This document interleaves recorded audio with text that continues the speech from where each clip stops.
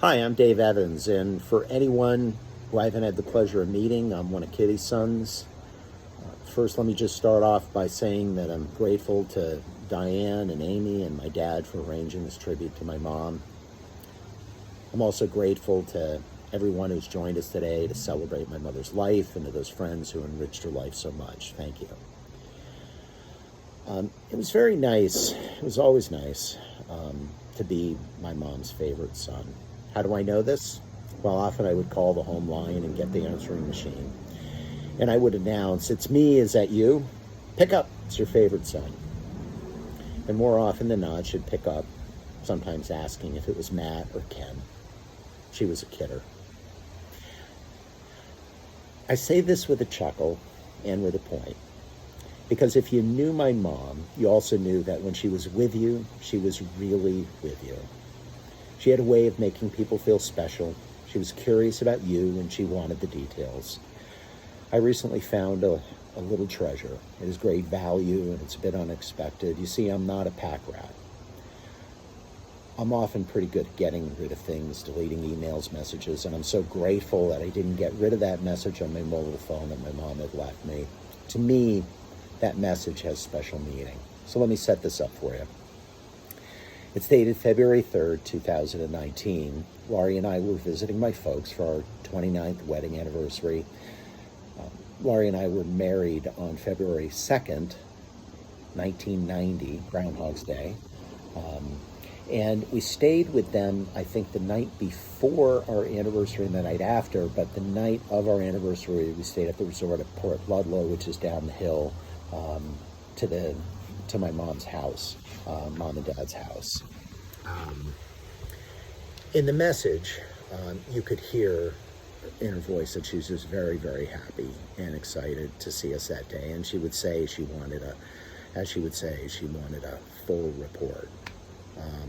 You could see it was a celebration. Something special, something personal, something she cared about. Marriage. My marriage. She was genuinely excited to celebrate with us over that weekend. My mom and dad, you see, set a great example for us boys. They really committed to each other, and they took action to work on their marriage, and they had challenges like all couples do. But they always honored each other in their absence. I can't recall, actually, either of them ever speaking a harsh word about each other.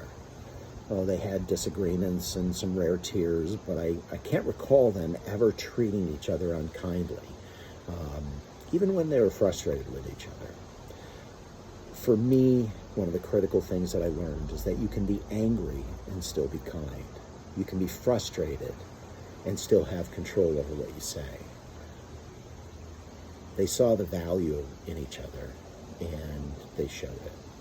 And that's a nice legacy.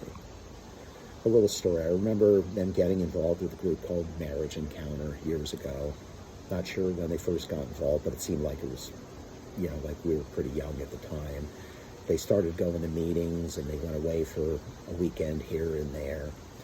And they'd come back seemingly more loving and affectionate to each other. And frankly, being a kid at the time, it seemed kind of gross. But if you knew my mom and dad, just participating was totally inadequate. So it led to volunteering in multitudes of ways and over many years, as I recall. And that was my mom and dad finding ways to serve. So many causes to take up, whether it was one of the many church roles that she filled, the Fresh Air program in New York City, hosting inner city kids for weeks at a time. I know that Louis and Richard and Raymond got an adventure, and so did we. There were many other causes too. Later in my mom's life, her ability to do things was encroached upon by a really horrible disease. But she found a creative way to serve. It was simple, thoughtful, and personal. It meant so much. You see, my mom adopted a little ministry for herself, something she could do. She would hand color spiritual note cards, write personal messages in them for family and friends. These went to people she loved and people who were on her mind, maybe because of a challenge or an illness they were facing. It was my mom's little gift to help brighten someone's day and lift their spirits. And one of mine is based on Psalm 136:1. Give thanks to the Lord, for he is good. His love endures forever. It's a powerful message. It's beautifully colored, sits on my desk. It means so much to me. I have many great memories of my mom.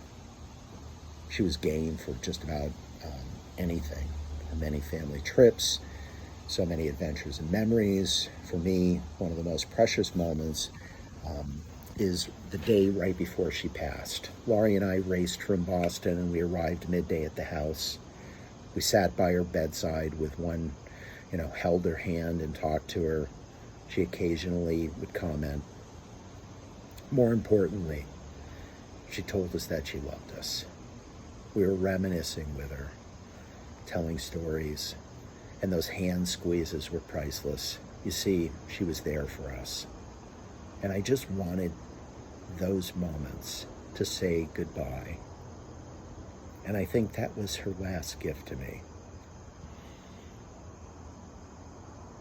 I'm confident that I'll see my mom again someday. Until then, I'll remember and appreciate the love she freely gave to so many, her awesome kindness and generosity of spirit, and the incredible people we met along the way through my parents. We were all her favorite sons. Thank you.